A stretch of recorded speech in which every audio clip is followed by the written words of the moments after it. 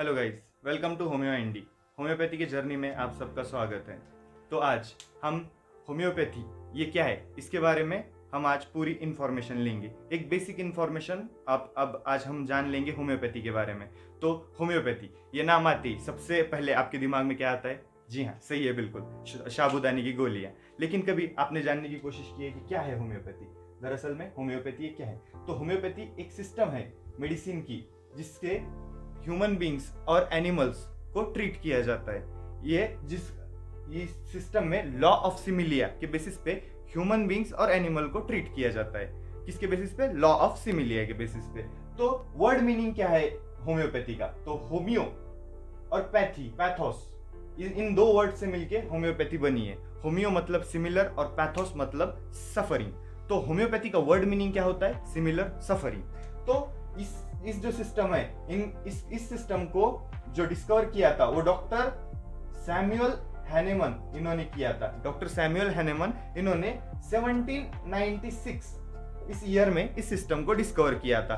तो doctor Samuel Hahnemann, इनकी life history भी हम देखेंगे 10 अप्रैल को, उनका जो बर्थ एनिवर्सरी है उस दिन हम उसका वीडियो डालने वाले हैं, डॉक्टर सैमुअल हैनेमन इनकी लाइफ हिस्ट्री का। तो डॉक्टर सैमुअल हैनेमन ये एक एलोपैथिक फिजिशियन थे जो एलोपैथी से डिससेटिस्फाई होके उन्होंने इस नई ब्रांच मतलब होम्योपैथी की डिस्कवरी की।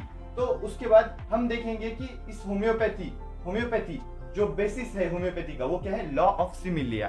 तो इस लॉ ऑफ सिमिलिया पे ही पूरी होम्योपैथी बेस्ड है। तो क्या है लॉ ऑफ सिमिलिया? लॉ ऑफ सिमिलिया है सिमिलिया सिमिलिबस क्यूरेंटर। इसका मतलब ही क्या?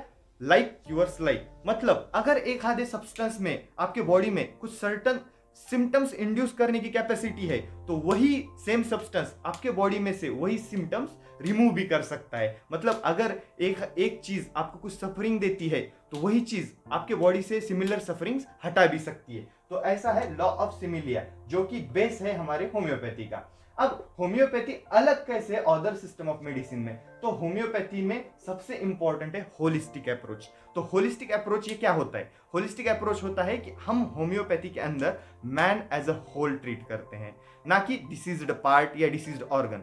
जो कि हम अदर सिस्टम ऑफ मेडिसिन में जब हम देखेंगे तो हम डिसीज्ड पार्ट को ट्रीट करते हैं, डिसीज्ड पार्ट को ट्रीट करते हैं अदर सिस्टम। लेकिन होम्योपैथी का स्पेशलिटी क्या है कि हम इसमें एक मैन एज अ होल, एक पूरे आदमी को ट्रीट करते हैं। अकॉर्डिंग टू होम्योपैथी इंसान का कोई पार्ट सिक नहीं है, पूरा इंसान सिक है। जैसे कि अगर आपका हाथ दुख रहा है तो आपका हाथ नहीं दुख रहा है, आपकी बॉडी अंदर से बीमार है इसीलिए आपका हाथ दुख रहा है। तो इसीलिए हम इन द होम्योपैथी हम इंसान को एज अ होल ये करते हैं, ट्रीट करते हैं। तो होम्योपैथी वर्क कैसा करती है? तो होम्योपैथी वर्क करती है, स्टिमुलेट करती है बॉडी की। होम्योपैथी बॉडी की नेचुरल हीलिंग कैपेसिटी को स्टिमुलेट करके वर्क करती है। कैसे वर्क करती है? बॉडी की नेचुरल हीलिंग कैपेसिटी को होम्योपैथिक मेडिसिन स्टिमुलेट करते हैं और इसी तरह से होम्योपैथी वर्क करती है। तो ये हो गया अपना होलिस्टिक अप्रोच ऑफ होम्योपैथी। तो उसके बाद है होम्योपैथिक रेमेडीज। तो होम्योपैथिक रेमेडीज सबसे बड़ी बात यह है कि होम्योपैथी के अंदर जो है रेमेडीज जो प्रिस्क्राइब की जाती है वो इंडिविजुअल बेसिस पे की जाती है। कौन से बेसिस पे? इंडिविजुअल बेसिस पे। Homeopathic remedy are prescribed on individual basis. फिर उसके बाद हम फिजिकल, इमोशनल और मेंटल, ये तीनों सिम्टम्स की एक टोटलिटी बनाई जाती है। फिजिकल सिम्टम्स, इमोशनल सिम्टम्स और मेंटल सिम्टम्स, इन तीनों सिम्टम्स की एक टोटलिटी बनाई जाती है और उस टोटलिटी के बेसिस पे होम्योपैथिक मटेरिया मेडिका से एक करेक्ट सिमिलर रेमेडी चूज की जाती है और उसके बाद वो प्रिस्क्राइब की जाती है। तो इसीलिए होम्योपैथिक रेमेडी जो है वो हेल्दी ह्यूमन बीइंग पे प्रूव्ड होते हैं, इसलिए साइड इफेक्ट बहुत कम होता है। तो होम्योपैथिक रेमेडी एक हेल्दी ह्यूमन बीइंग्स पे प्रूव होती हैं। सभी होम्योपैथिक रेमेडी जो हैं वो हेल्दी ह्यूमन बीइंग्स पे प्रूव होती है, इसलिए उसका ज्यादा से ज्यादा तो साइड इफेक्ट कोई नहीं होता। तो ये ऐसी थी होम्योपैथी। होम्योपैथी ये क्या है? एक मेडिसिनल साइंस है जिससे हम एनिमल्स और ह्यूमन बीइंग्स को ट्रीट करते हैं on the basis of law of सिमिलिया। लॉ ऑफ सिमिलिया है सिमिलिया सिमिलिबस क्यूरेंटर, इसका मतलब है like cure like. Holistic approach में क्या कि body as a whole, man as a whole treat करते हैं, ना कि डिसीज पार्ट, डिसीज ऑर्गन को। और रेमेडी हेल्दी ह्यूमन बीइंग पे प्रूव करके और फिजिकल, इमोशनल और मेंटल सिम्टम्स लिए जाते हैं। तो गाइज, होम्योपैथी आज widely used alternative system of medicine है, जिसमें नियरली वर्ल्ड में 200 million people homeopathy regular basis पे यूज करते हैं। लेकिन इस होम्योपैथी के बहुत से मिसकंसेप्शन आज लोगों में दिखाई देते हैं। हमको बहुत ज़्यादा मिसकंसेप्शन है होम्योपैथी के बारे में। हम कुछ मिसकंसेप्शन कुछ हद तक आपके क्लियर करेंगे। तो सबसे पहला और सबसे बड़ा मिसकंसेप्शन है कि ये छोटे छोटे जो ग्लोब्यूल्स होम्योपैथी देती है, क्या उसमें सच में पावर होती है इतनी बड़ी ह्यूमन बॉडी को क्योर करने का, और क्या होम्योपैथी सच में वर्क करती है?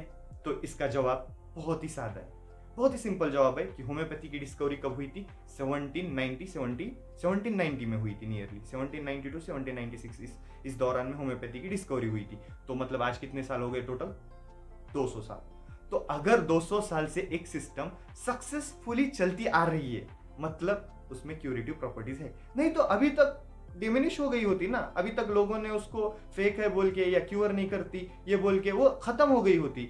आज तक हजारों फिजिशियनों ने लाखों पेशेंट्स को होम्योपैथी से क्योर किया है। तो होम्योपैथी एब्सोल्युटली 100% वर्क करती है। अब दूसरा क्या है, होम्योपैथी सिर्फ प्लासेबो इफेक्ट है। बहुत से लोग होम्योपैथी क्या बोलते हैं, ये सिर्फ प्लासेबो इफेक्ट है। अब प्लासेबो इफेक्ट, इसके लिए हमें सबसे पहले तो प्लासेबो मतलब क्या है ये जानना पड़ेगा। प्लासेबो मतलब क्या है? प्लासेबो मतलब रहता है कि जिन ग्लोब्यूल्स में कोई मेडिसिन नहीं रहती, अनमेडिकेटेड ग्लोब्यूल्स, जब एक आधा फिजिशियन प्रिस्क्राइब करता है पेशेंट को, उसको प्लासेबो इफेक्ट बोलते हैं। अब अगर हम होम्योपैथी को प्लासेबो इफेक्ट बोलेंगे तो ये एडल्ट तक एक ठीक है कि एडल्ट को हम प्लासेबो देंगे, एडल्ट को ऐसा लगेगा कि वो मेडिसिन ले रहा है और बॉडी अपना आप क्योर होगी कुछ दिन के बाद, और एडल्ट को ऐसे लगेगा कि वो क्योर हो गया है। लेकिन चिल्ड्रन के केसेस में क्या, चिल्ड्रन और जो इन्फेंट्स है उनको तो कुछ समझ नहीं होती कि वो गोली खा रहे हैं या वो ग्लोब्यूल्स खा रहे हैं। लेकिन हमने देखा है कि होम्योपैथी बहुत ज्यादा चिल्ड्रंस में, जैसे कि डायरिया, कफ, फीवर, ये बहुत हद तक बहुत अच्छे से क्योर करती है। तो कैसे तुम जब लॉजिकल माइंड से आप थिंक करोगे तो कैसे होम्योपैथी को एक प्लासिबो इफेक्ट बोलोगे? आप नहीं बोल सकते। इसीलिए होम्योपैथी में क्योर 100% है और होम्योपैथी कोई प्लासिबो इफेक्ट नहीं। तो दूसरा और सबसे इंटरेस्टिंग मिसकंसेप्शन है होम्योपैथी के बारे में कि होम्योपैथी मेडिसिन वर्क्स स्लोली। अब देखिए, डिसीज दो टाइप के होते हैं, एक्यूट डिसीज, क्रोनिक डिसीज। अब क्यूअर जो है वो डिपेंड करता है कि आपको कौन से टाइप का डिसीज हुआ है, एक्यूट डिसीज और क्रोनिक डिसीज। और आपको क्या चाहिए? क्यूअर चाहिए ना। और क्यूअर कैसा चाहिए? परमानेंट क्यूअर चाहिए। तो क्रोनिक डिसीज में हम देखते हैं इन डिसीजों को हम एक एग्जाम्पल के थ्रू समझ लेते हैं। अब एग्जाम्पल क्या है कि हम डिसीज ये क्या है? एक पॉइजनस प्लांट है जो हमारे बॉडी के अंदर ग्रो हुआ है। अब ये जो पॉइजनस प्लांट है, अगर ये पॉइजनस प्लांट छोटा है, पॉइजनस प्लांट छोटा है मतलब ये क्या है? डिसीज कैसा है? एक्यूट है। पॉइजनस प्लांट छोटा है तो इसको उतने ही जल्दी से हम अपरूट करके फेंक सकते हैं। मतलब होम्योपैथी उतने ही जल्दी एक्यूट डिसीज को क्योर कर सकती है, बहुत जल्दी। लेकिन अगर डिसीज क्रोनिक है, मतलब ये क्या है? क्रोनिक डिसीज मतलब क्या? लंबे टाइम तक रहने वाला डिसीज। अब क्रोनिक डिसीज है मतलब ये poisonous plant deep with in body, उसके जो रूट्स है वो अंदर जा चुके हैं, वो जल्दी से इतने जल्दी बड़ा हो चुका है वो प्लांट, और वो इतने जल्दी से अप्रूट नहीं होगा। एक छोटा प्लांट है तो हम उसको बहुत जल्दी से अप्रूट करके फेंक सकते हैं, उखाड़ के फेंक सकते हैं। लेकिन अगर वही प्लांट बहुत बड़ा हो गया है तो हमें वो उखाड़ने में बहुत देर लगेगी। और हम होम्योपैथी के अंदर वो प्लांट कट नहीं करते हैं, कट करने के बाद वो प्लांट वापस से ग्रो करेगा। हम वो होम्योपैथी के अंदर वो प्लांट अपरूट करके फेंकते हैं। इसीलिए हमारे होम्योपैथी की जो क्रोनिक डिसीज है उनमें टाइम लगता है, और टाइम इसीलिए लगता है क्योंकि आपको क्यूअर परमानेंट मिलता है, परमानेंट क्यूअर। तो उसके वास्ते जो क्रोनिक डिसीज है वो ट्रीट करते हुए होम्योपैथी को टाइम लगता है, और अल्टीमेट एम ये है कि आपको कंप्लीट और परमानेंट क्योर मिलना चाहिए, जो होम्योपैथी के अंदर 100% पॉसिबल है। तो एक और मिसकंसेप्शन होम्योपैथी के बारे में ये है कि होम्योपैथी फिजिशियन जो रहते हैं वो बहुत सवाल पूछते हैं। बहुत से लोग ये बोलते हैं कि ऐसे सवाल पूछते फिजिशियन जो कि कंप्लीटली अनरिलेटेड रहते केस से। क्या इतनी इंफॉर्मेशन सच में नीडेड है होम्योपैथी के लिए, या होम्योपैथिक फिजिशियन ये चुप ही पूछते हैं? तो देखो, होम्योपैथी जो है, जो ट्रीटमेंट है होम्योपैथी में, वो मैन एज अ होल को ट्रीट होती है on the basis of physical, emotional और मेंटल सिम्टम्स। इन तीनों सिम्टम्स को कॉन्ट्रास्ट करके, इन तीनों सिम्टम्स की एक टोटलिटी बना के एक रेमेडी चूज की जाती है। क्योंकि इन अकॉर्डिंग टू होम्योपैथी, अगर तुम्हारा पैर में पेन है, अगर तुम्हारे लेग में पेन है, तुम्हारा लेग में पेन नहीं है, तुम्हारी एंटायर पर्सनैलिटी बीमार है, तो तुम्हारी एंटायर पर्सनैलिटी सिक है, तो इस एंटायर सिक पर्सनैलिटी का सिमिलम चूज करने के लिए, इसका मतलब ही कि एंटायर सिक पर्सनैलिटी में कौन सी सिमिलर मेडिसिन एप्लीकेबल होगी, इसके लिए ये जो एक्स्ट्रा इंफॉर्मेशन है, जैसे कि इमोशनल और मेंटल सिम्टम्स है, ये होम्योपैथिक क्योर में नेसेसरी है। और इसीलिए जो होम्योपैथिक फिजिशियन है वो बहुत ज़्यादा सवाल पूछते हैं और कंप्लीटली जो आपके डिसीज के बारे में इंफॉर्मेशन है वो आपसे निकाल के लेते हैं और एक अच्छी रेमेडी आपको प्रिस्क्राइब करते हैं, जिससे क्योर 100% पॉसिबल है।